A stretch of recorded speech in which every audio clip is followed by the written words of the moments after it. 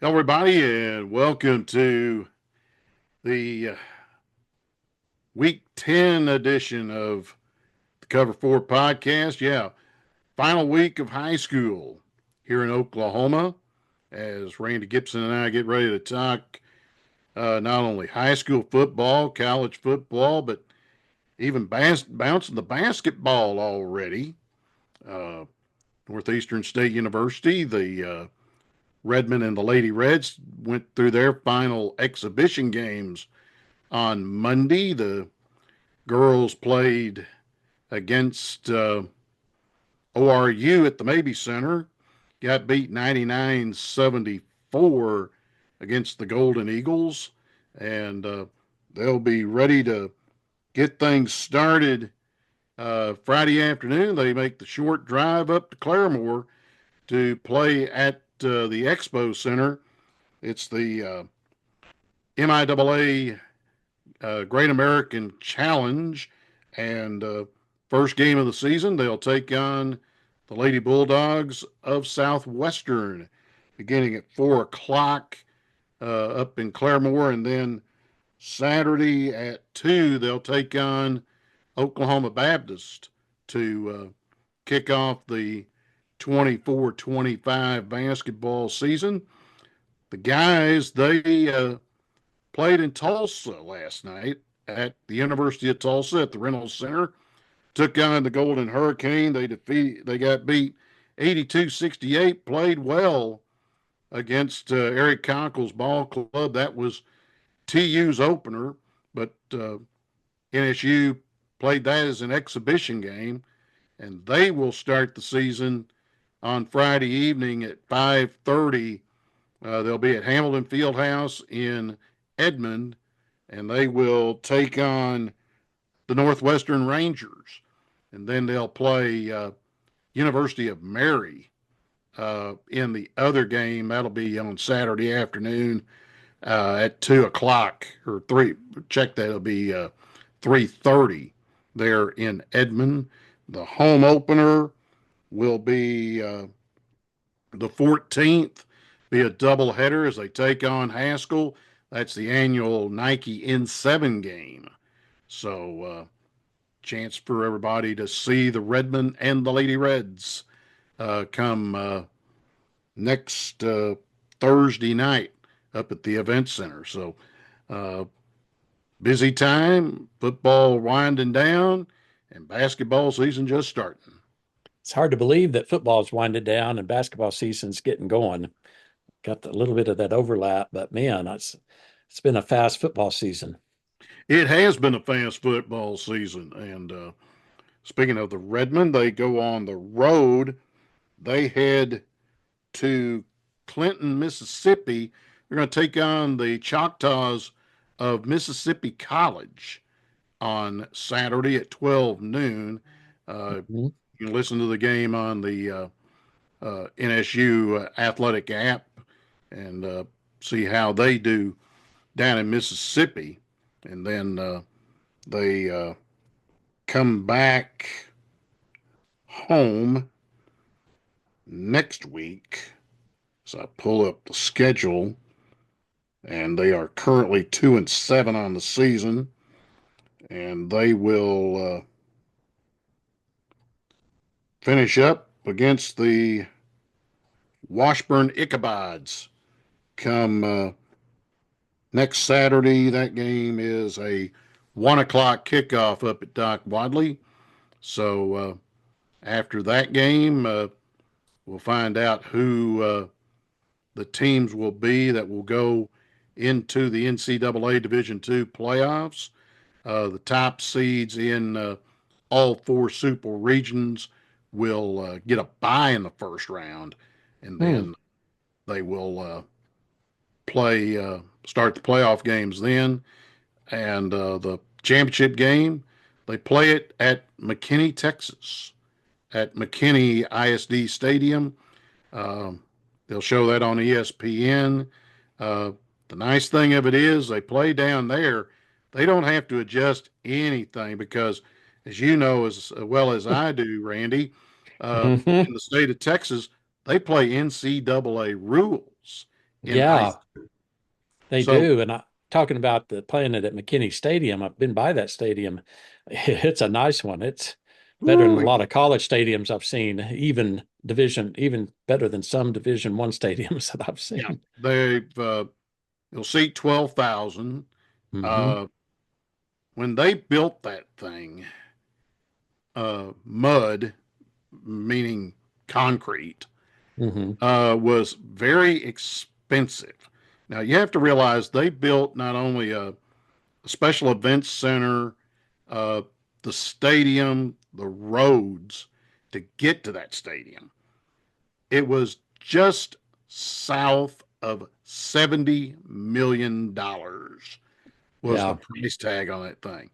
Now yeah, you go to McKinney. Now you just go up the road a piece up to Melissa, and they have built them a brand new one. And the price tag on that was somewhere around 35, $40 million for that one. And it seats about 10,000.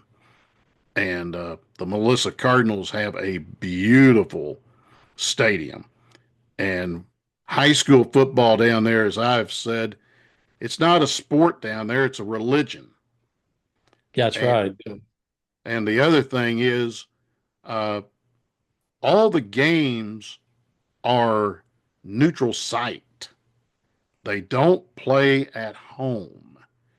They if you haven't played in a couple of years against somebody, uh, they do a coin flip to see who's going to be the home team, and they also the schools have to designate uh, a home site and a neutral site. Then they'll flip the coin, and if it comes up neutral, and let's say Melissa's playing, say, Denison, for example, uh, Hmm. Melissa designates, uh, say, the the star at at Frisco, where the Cowboys practice, and also the Hmm. Frisco schools play there. It's a 12,000 seat indoor there in Frisco. Uh, Say that may be their home site.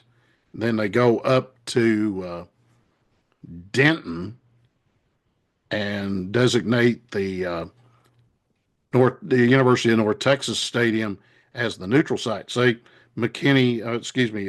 Melissa wins the toss.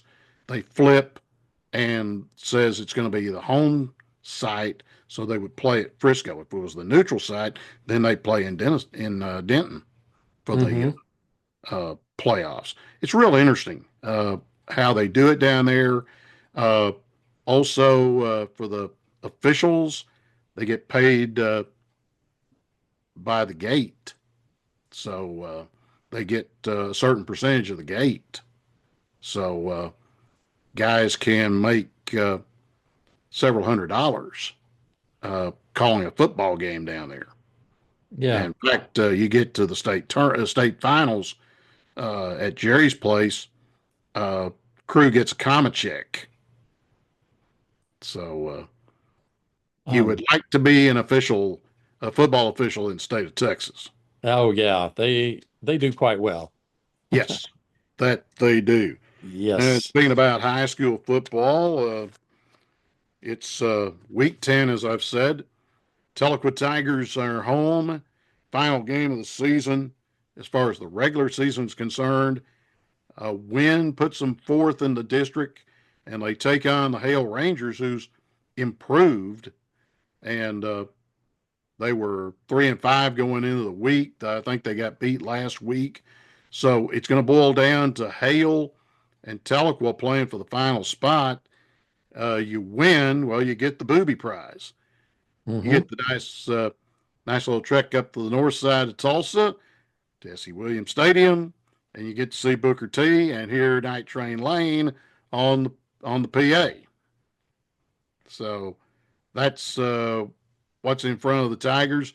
They defeated Rogers 49-0 last week at home. So Tahlequah, they win, they're going to be guaranteed a winning season. They would finish 6-4 if they beat Hale come Friday night up at Doc Wadley. Then Sequoia, they won 40-8 over Westville. That was their final home game of the season. They travel up to Metro Christian and take on the Patriots. And for Sequoia, same thing. A win against the Patriots, and they're going to see the postseason. If not, they're done. They're 3-3 in the district. Mm-hmm. So thought so. And what do you think the chances are they're going to be done? How's it looking? I would say 50-50, I would say. Okay.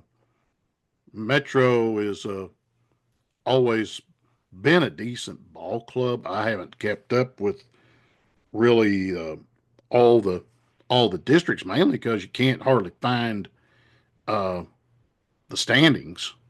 The problem is that Tulsa World don't have a chance to put those standings in the paper anymore because they've cut back on their staff so much.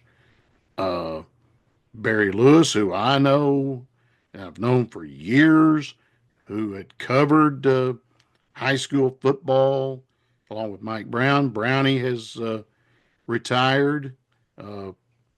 Barry is now the sports editor of the paper in Tulsa. And he just doesn't have the time nor the staff to keep up with all the district stuff anymore. And so you really got to search to try to find out who's doing what in the districts. I mean, that's pretty much you got to go to Max Preps to find out who is sitting with a chance to make the playoffs. Wow. Then Keys, they finish up the season. They take on the Wyandotte Bears at home Friday night after getting a 34-17 win over Commerce. And that snapped, they had lost really 6 of their last 7 ball games. They could wind up 3-7 if they beat Wyandotte. Finish the season with two wins after winning against Gore to start the season.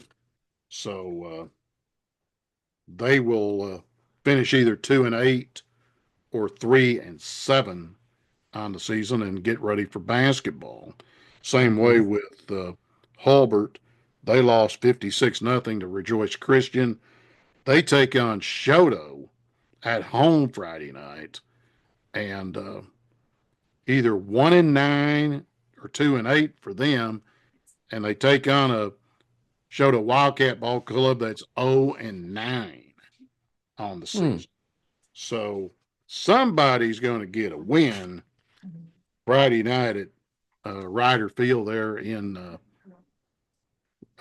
Hulbert. Then again, they'll be getting ready not only for basketball, but also wrestling. Former Tahlequah Tiger state champion is the wrestling coach, one Dwayne Hammer.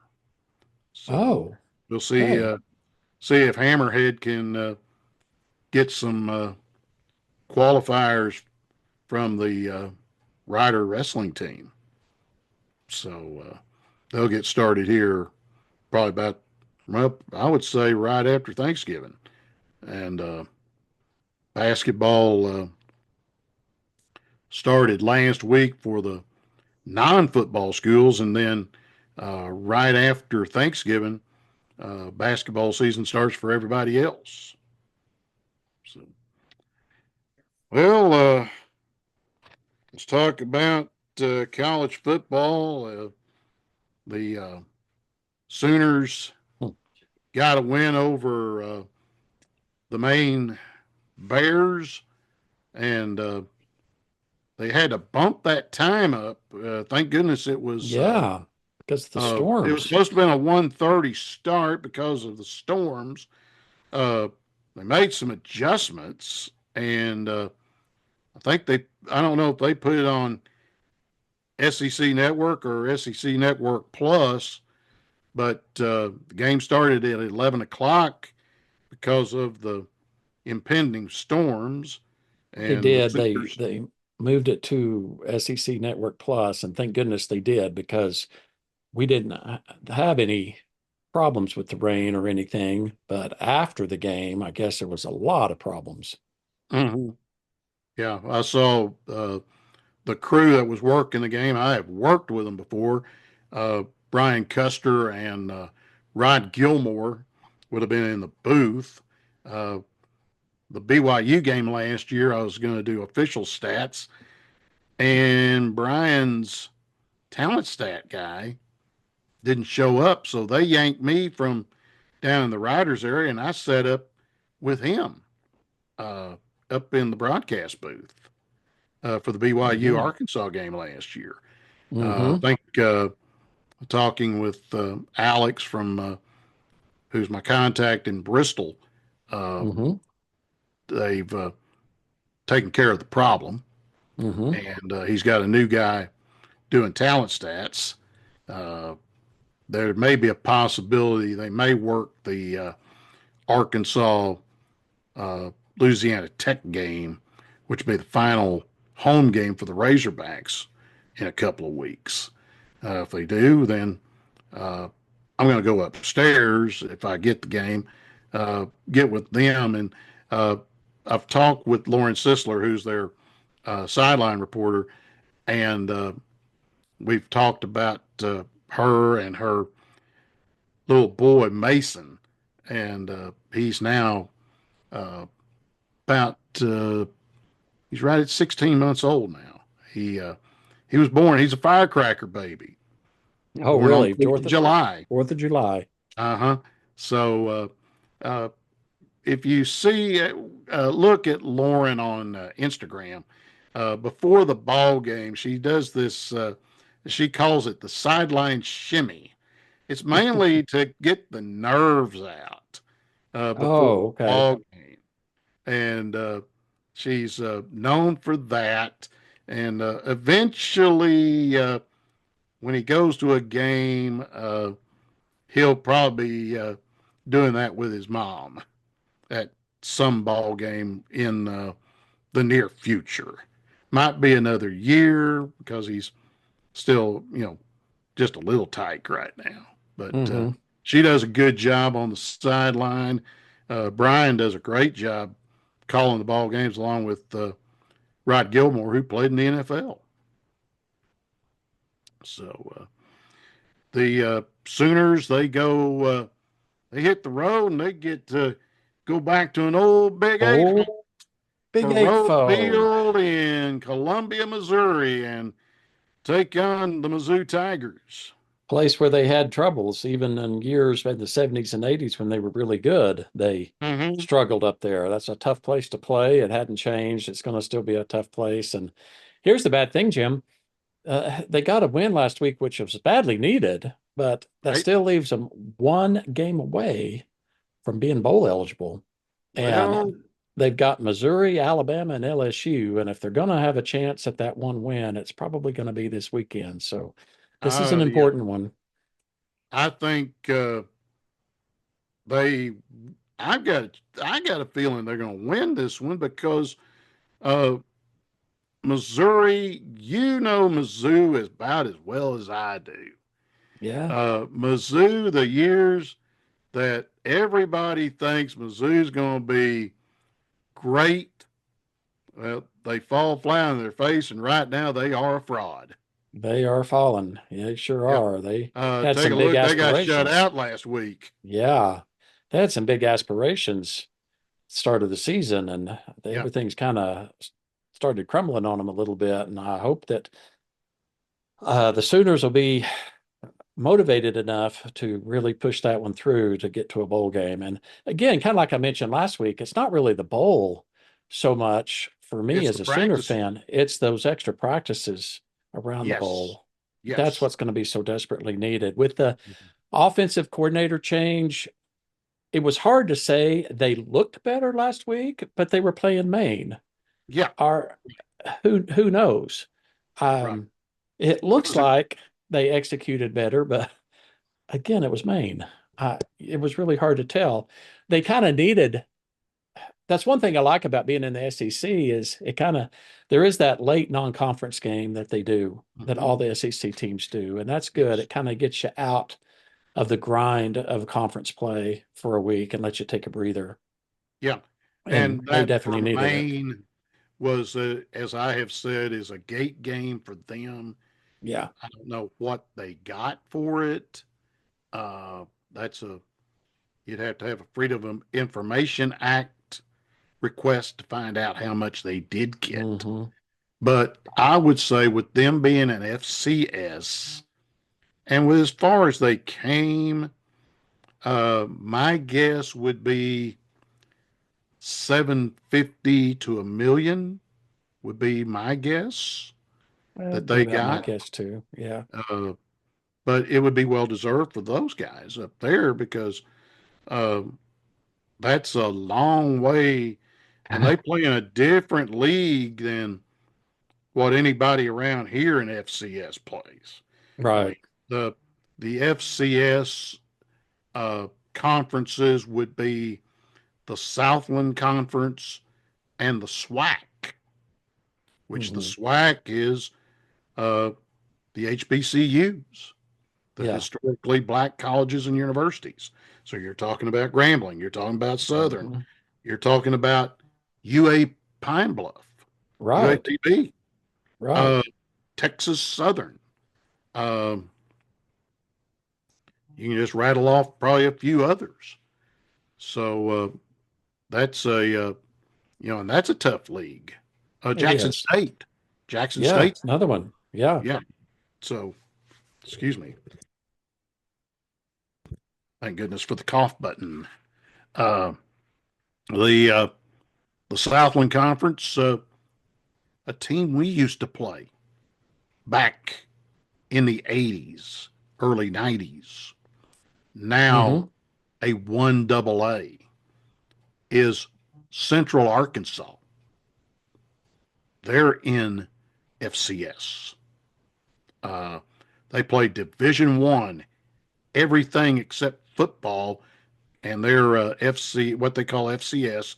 I still call it one double A, hmm and they play in that very tough Southland Conference, and there's some good teams there. Uh, Northwest Louisiana, Southeast Louisiana, uh, I think Texas State, formerly Southwest Texas. hmm So that's a pretty tough league. Um, yeah. So that going back to the Sooners, that was a good win. I've got my hopes. I'm hoping for a good showing come Saturday in Mm-hmm. Columbia. 6:45 is the kickoff. It'll be on the SEC Network from Faroe Field and where Randy lives. You will listen to the ball game on the Varsity Network. Yep. You can listen to Toby if you choose to. Me, if I want to listen to a real good announcer, uh, put it over on the Missouri Network and listen to Mike Kelly. He is one of the top guys in in the SEC as far as calling a ball game. I have not met him, uh, but he is a very very good announcer. From the Kelly family is known in Missouri.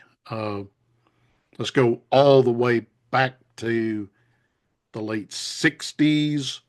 A guy by the name of Dan Kelly, uh, the legendary voice of the St. Louis Blues, Hmm. uh, a member of the Hockey Hall of Fame. He got the Foster Hewitt Award. That's similar to the award they give uh, with the baseball broadcasters. Hmm. So he's in the hall in Toronto.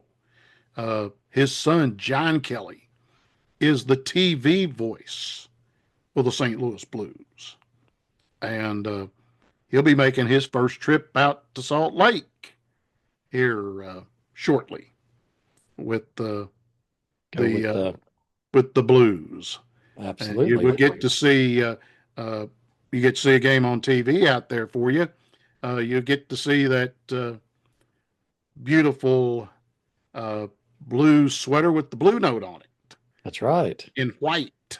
They will wear their whites out there, which would be the one that I would wear.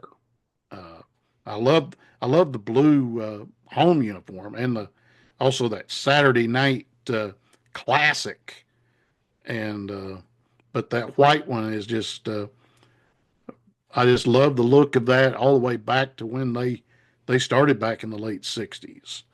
Uh, but yeah, they are a broadcasting family up there in Missouri. In fact, another brother used to do the uh, Detroit Red Wings way back when. So, Hmm. uh, so take a look at the other teams. Uh, the only other team going, well, Oklahoma State. Looks like the the bowl run will probably end, which is very Yeah. surprising after Yeah. losing. They lost homecoming, and now they got to go to Amon Carter, and they got to face the Horned Frogs at TCU and Sonny Dykes. And Yeah. that's a 6 o'clock game on FS1. And can Mike Gundy get lucky and pull one off down there? Uh, I really don't know if he will or not. The way I don't the know. season is going, I mean, you got to be scratching your head. He's got to be scratching his head of what the heck has happened. I don't I know mean, what's happened. You know, their hmm, offense was set to be really good. Line and Ollie Gordon, and everything in it has just it never has clicked from day one. no, Bowman as quarterback with all of his years, and it just did not go well for OSU, especially on the offense at all. Just total shock. I mean, it's worse than Oklahoma's, honestly, as Yeah, far as yeah. what happened. It's Hmm. just really shocking to me. I mean, at least Oklahoma has a semi excuse. At least they had the injury bug hit right off Yeah. the Well, bat. that You know, that uh, really hurt OU is it did. the injury bug, because you guys were loaded at wide receiver, and then all of Oh, a sudden you have your top five guys yeah, sitting there in street clothes. yeah, You yeah, take a all look at season the long, schedule.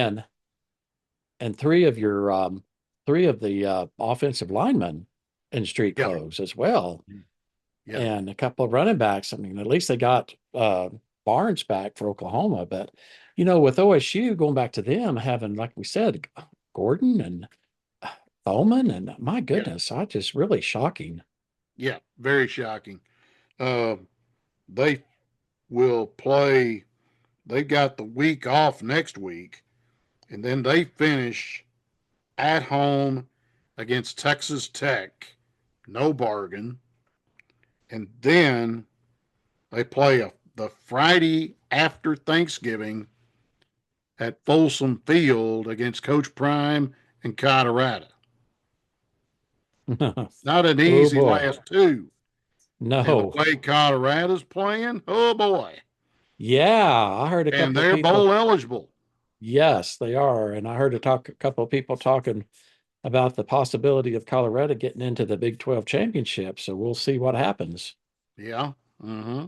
with the upset losses with Kansas State and Iowa State last week. Yes. That Uh, kind of threw a kink in the plans for a lot of teams. sure did. Uh, Possibility as far as a bowl. Think about this one for a minute. Uh, what about Colorado going down to San Antonio, playing in the Alamo Bowl? Yeah. That would be one. There might be some others. I mean, it's we haven't looked at how the bowl season looks like, but here in the next No. week or so, we could probably see who might have an opportunity to go bowling. Yeah. It's be a couple of weeks before that starts playing out. Right now, it's just all Mhm. speculative, but Yep, sure is. see what happens. Tulsa, they have got the week off this week. They don't play till they've got one of these rare Thursday night games, the 14th, as they take on, let's see, they got East Carolina. So that's who they'll play, and they'll play at home. And that's a 6:30 ESPN game. And that's next Thursday night, not this Thursday, but next Thursday, Next Thursday, the 14th. week from They Thursday. take on the Pirates of East Carolina. Arkansas is off, and I had a ringside seat for that one against Ole Miss. And they talk about Jackson Dart. Yeah, he's the real deal. 515 yards passing. And he had 3 touchdown passes, 50 plus. Made a receiver that we hadn't heard a whole lot about. Looked like a first round NFL draft pick. Had 5 touchdowns on his own and 515 yards by Dart, broke the school record by 1 yard. And no, it was not set by Eli Manning. It was Matt Corral who had the record. So 63-31 was the final. Razorbacks got sacked 8 times. That was, and the two games, OU and Arkansas, the Land Shark defense came up with 18 sacks, 10 of them against OU, and another 8 against Arkansas. Wow. And then Arkansas will play at 11 o'clock next Saturday. That's an ABC game. And guess who? Quinn Ewers and Arch Manning Arch and the Manning. Texas Longhorns come to Yep. Razorback Stadium. Yep. I hope you're there for that one. I won't know that until probably about the same time I did last week, about 2:30 in the afternoon on Monday. If I get the email says, "Hey, we need you," yeah, I'll be there. I 6 o'clock wake up call. I would love to be there for that one. It's there'll be some. It'll be full. Even though we they took it on the chin on Saturday, but Yeah. I think everybody would hang around. Now, you talk about an easy get out. Uh, they cleared out of that stadium by the third quarter, Did and they? normally it's a 30 minutes before I can get out of the parking lot.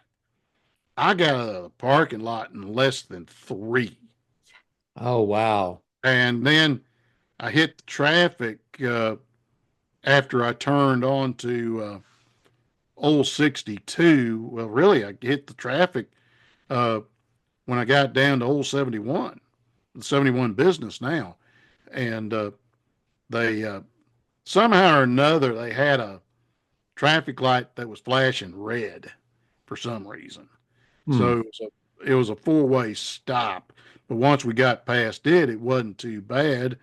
And the drive home wasn't bad at all either. I uh, got to Siloam, ate supper there, and then drove on uh, Highway 62 coming home.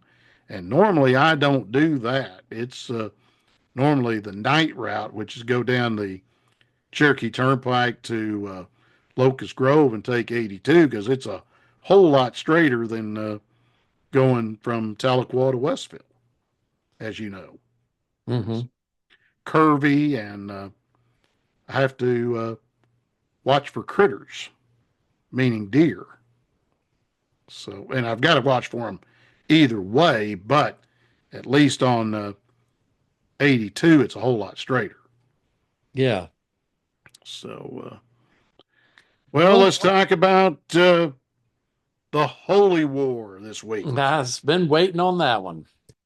I'm sporting my Cougar blue today for the That occasion. you are.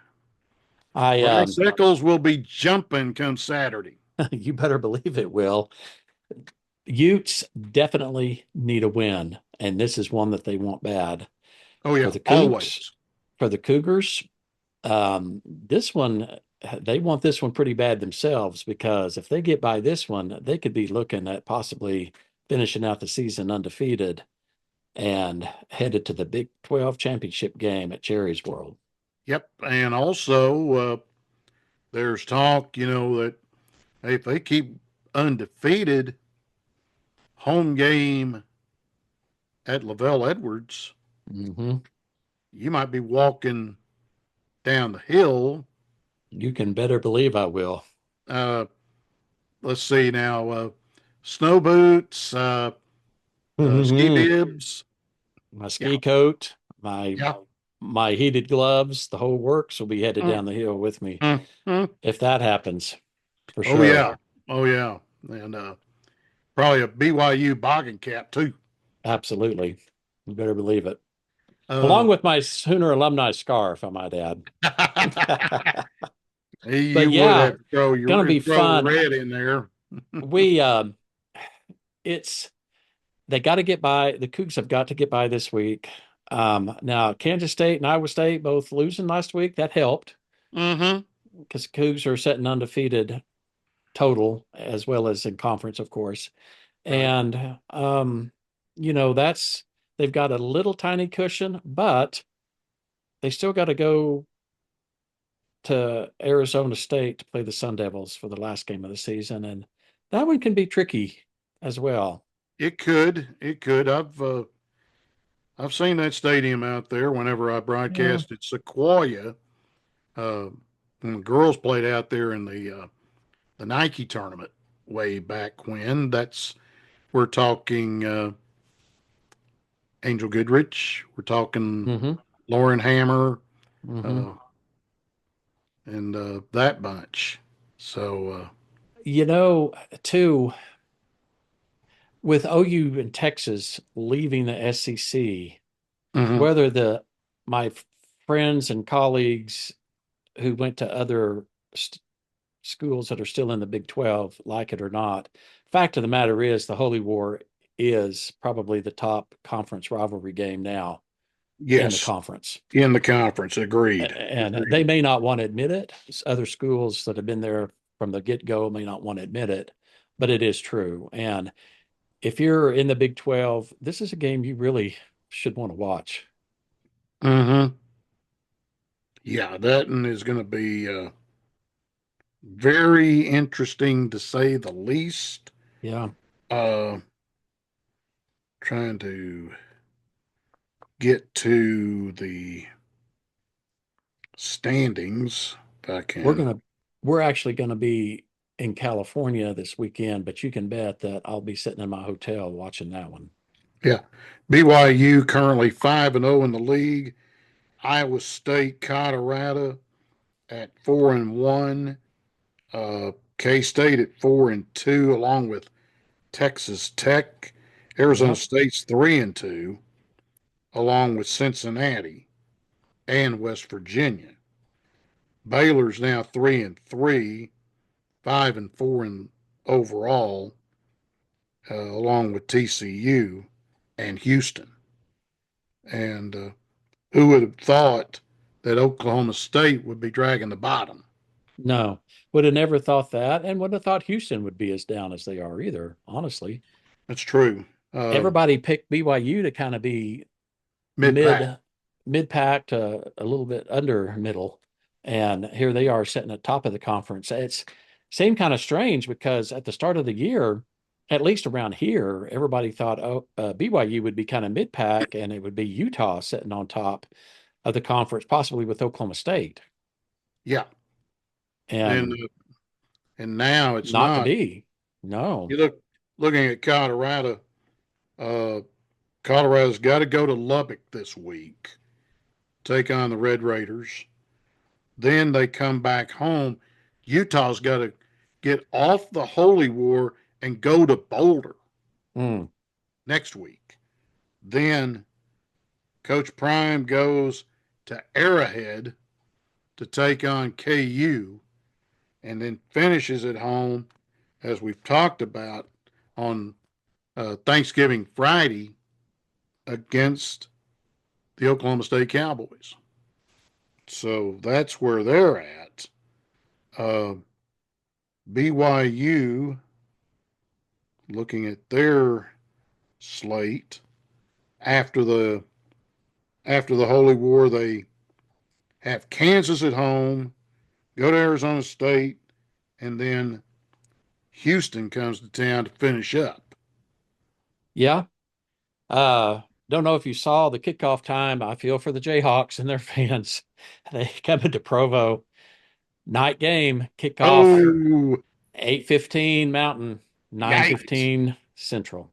Ooh, looking at So, Iowa State, they go to Arrowhead this week to take on the Jayhawks. Then Cincinnati comes to Ames. Then they come to Rice Eccles and take on Utah, and then finish up with K State at home. So an interesting schedule yeah. for those top four teams in the league, and that's uh, like I say, 3 more weeks it's I, going to shuffle out. We're going to see it is. who gets the two golden tickets to go down to Jerry's place and Hmm. play in the championship game. And I gotta say, Jim, being, Oklahoma, being in the Big 12 from the very get-go, and Texas and Oklahoma and Texas now being gone, they were so dominant in the Big Yeah. 12. Mm-hmm. The Big 12, honestly, has been kind of fun to watch It really this has. year. It really You has. know, And before, for so many years, just pretty much, year after year, it was Oklahoma or Texas, and that was it. And right. everybody else was they also ran. But this Mm-hmm. year, it's been fun. I It's must been, admit, it really gave everybody else a chance. it did. I have had more fun watching Big 12 football this year than I have in a long time, to be honest with Mm-hmm. you, with Yep. Oklahoma and Texas out of the mix. Yes. Mm-hmm. Oh, I've got one other thing I need to talk about, and it's about a former Sequoia Indian and a former Northeastern Redman. Guy who wears the birds on the bat, Ryan Helsley. And there's some squawking up in St. Louis about him possibly on the chopping block after a historic baseball season in St. Louis Cardinal history. He had 49 saves in 53 chances, uh, broke the record for saves. I mean, it was a franchise record, 49 saves. But the Cardinals are talking like they don't want to pay the kid. I mean, he got 3.8 million last year. He's arbitration eligible for the second time. And the Cardinals really, I don't think they want to pay the kid. I mean, he is probably should be asking for anywhere from 5 to 6 million from the Cardinals. And I think the arbitration judge would side with Ryan this time more so than the Cardinals. And they're talking about possibly trading him. And the Cardinal people up there, the fans, uh, are up in arms because they've got some big contracts that I don't think they're going to re-sign. And we're talking Nolan Arenado, talking Paul Goldschmidt. They have thrown Ryan's name into the mix. Uh, what is going to happen in St. Louis? Are they talking about blowing up the team and starting from scratch? I don't If know. they decide to trade him, uh, if I am Chris Young, the executive VP of baseball operations for the Texas Rangers, I'd say, okay, what do you want for Ryan Helsley to come here and reunite with his former pitching coach, a guy by the name of Mike Maddox? Mm-hmm. So could he be trading the birds on the bat for a possibility of pitching in the American League and getting to pitch underneath the cover in the summertime? And I'm talking about Globe Life Field with the roof on it and pitching in 72-degree weather. Mm-hmm. So we'll have to find out what could happen. I haven't seen Ryan in a couple of years to sit down and talk with him. But here's the benefit if he was to get traded to the Rangers would be this is something you know because you lived in Texas. Mm-hmm. Uh, no state income tax. That's right. That was So, sure nice too. oh, yeah. And that would be several $100,000 Mm-hmm. into Ryan's pocket. That's right. And say his wife moved with him to Texas. She is an optometrist. It would save her some money too. So, Good. so we'll see what transpires between now and then. Winter meetings will be coming up here pretty soon. Uh, and there's always some wheeling and dealing. So let's just see what might happen. Hopefully, the Cardinals will wise up and sign him to a long term deal. But the way they're talking, they're wanting to cut bait, so to speak. So, and they've got, I don't know how the farm system is. I don't think it's as good as it used to be. And that Mm-hmm. might be one of the reasons why they're trying to uh, maybe move him and get several prospects out of it. But we will find out here in the next couple of months to see what happens. Mm-hmm. Anything else that you can think of out there? No. Well, maybe one thing I'm kind of after last week's loss by USC, Mm-hmm. Lincoln Riley's getting a lot of heat. Since I'm going Yeah. to LA, I kind of was watching some of that a little bit and kind of, I don't know. What do you think? Do you think he's on the hot seat? No, no. I don't think he's on the hot seat just yet. If it goes next year, yeah. Mm-hmm. Mainly because you move from the Pac-12 to the Big Ten. Mm-hmm. That's a big change. The guy who I'm really wanting to see how he does used to patrol the sidelines 60 miles over. And I'm talking Eric Musselman. He is Mhm. now the head coach of the Southern Cal Trojans after Andy Enfield left and went to Southern Methodist, went down to SMU. And SMU makes a change, gets out of the American, and they're in the ACC. You talk about a culture change for them. Yeah, You definitely. go, you go to the ACC. Now you're going to be playing games on Tobacco Road. I Yeah. mean, you're talking Carolina, NC State, Duke, Wake Forest, and they're within about a 40-mile radius of everybody. And then you take a look at who else is in the ACC, and uh, that's a big shock to the system for the Mustangs. But for Andy Enfield, it might have been a breath of fresh air. And for Musselman, he was planning on trying to stay at Arkansas, but when that thing came open, he's a Southern California guy. He's Hmm. from down around San Diego. His dad, Bill Musselman, who was a NBA coach.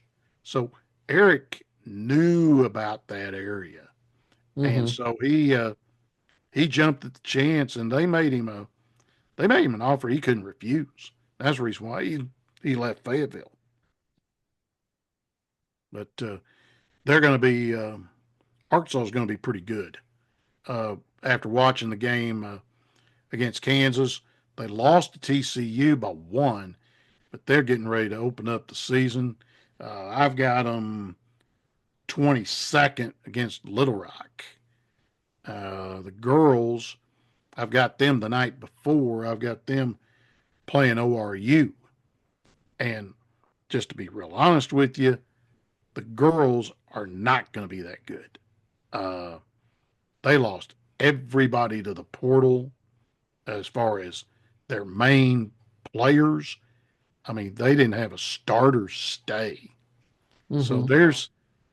there's a problem there, I think. They're picked 16th out of 16 teams. They're picked dead last in the SEC. Wow. Uh, I would let's just put this out there. If they do not play well, uh, I look for Hunter Yurachek to make a change at the end of the year, at the end of basketball, and I would tell him, say, "Hey, uh, I know somebody, and I called a few of her ball games when she was coaching at UA Fort Smith. She is now, she left Fort Smith, went to back to Mississippi State, and then left Mississippi State when Vic Schaefer left there and went to the 40 acres. And I'm talking Elena Lovato. Put that name down. She is Vic's assistant head coach and chief recruiter. If she had not left Fort Smith and went back to Vic, mainly because UA Fort Smith administration wasn't giving both her and the men's coach uh, financial backing as far as uh, the program was concerned, not their pocketbook, but the program's pocketbook. Hmm. Uh, they would have been the number one team in the South Central Regional, and they would have played the South Central Regional in Fort Smith. That's how good they were. When she left, I mean the program went downhill quick, and Hmm. now Northeastern here in a few weeks they get to indoctrinate the Lions into the MIAA. because that's going to be the opening conference game for UA Fort Smith is Northeastern down there at Fort Smith. So Be very put good. that name in your think tank. Yep, definitely keep that, huh? Yep. That's going to do it for this week's edition of the Cover 4 podcast. Next week, we'll see if the Tigers get to the playoffs and have to make that trek to S.E. Williams to take on former University of Tulsa wide receiver and their new head football coach, Dan Bitson, up there. And he's turned it around up on the north side from 2-8 to possibly 8-2 will be the Hornets. Wow. So, Regardless, I just want to see the Tigers at least make the playoffs. That would be fantastic right. for them. Me too. Me too. And same way with Sequoia. So Yep. we'll see what happens come next week, and we'll talk about that. We'll talk about OU and Alabama, Arkansas against Texas, and a few other things as well. We'll do that next week on the Cover 4 podcast. Go Cougs. Mm-hmm.